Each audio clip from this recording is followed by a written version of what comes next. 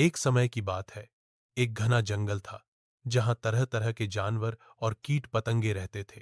उन्हीं में एक मेहनती चींटी और एक आलसी टिड्डा भी रहते थे। गर्मियों के दिन थे। चारों ओर हरियाली छाई हुई थी।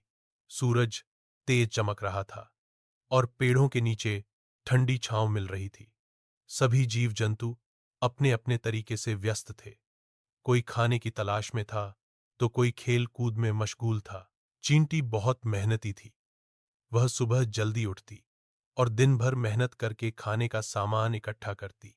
एक एक दाना ढोकर अपने बिल में जमा करती थी। वह जानती थी कि सर्दियों के दिन मुश्किल भरे होते हैं, इसलिए वह पहले से ही तैयारी कर रही थी। दूसरी ओर टिड्डा था। वह बिल्कुल भी मेहनत नहीं करता था। वह दिन भर गाता बजाता और आराम करता रहता। जब चींटी दाना ढोती तो वह हंसता और कहता, अरे चींटी, तू इतनी मेहनत क्यों कर रही है? अभी तो मौसम बहुत अच्छा है। चला, कुछ गा ले, नाच ले, जीवन का आनंद ले। चींटी मुस्कुरा देती और कहती, टिड्डा भाई, मैं अभी मेहनत कर रही हूं ताकि सर्दियों में भूखी न रहूं। उस समय खाना नहीं मिलेगा और ठंड में बाहर जाना भी मुश्किल होगा। लेकिन टिड्डा उसकी बातों को हल्के में लेता और कहता, तू चिंता बहुत करती है। मैं तो मस्त हूं। मुझे कुछ नहीं चाहिए, भगवान सब देगा। समय बीतता गया। गर्मी के बाद बरसात आई और फिर धीरे धीरे सर्दियां आने लगीं। ठंडी हवाएं चलने लगीं।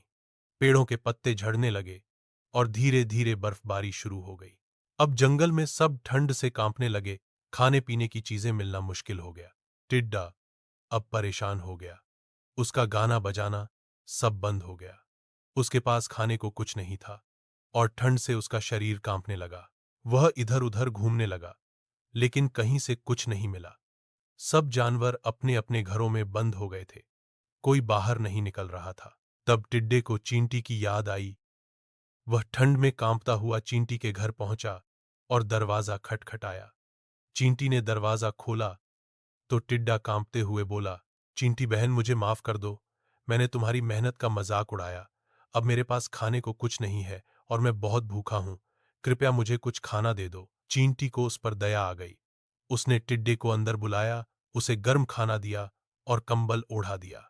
टिड्डा बहुत शर्मिंदा हुआ और बोला, चींटी बहन, अब मुझे समझ आ गया है कि मेहनत का कोई विकल्प नहीं होता।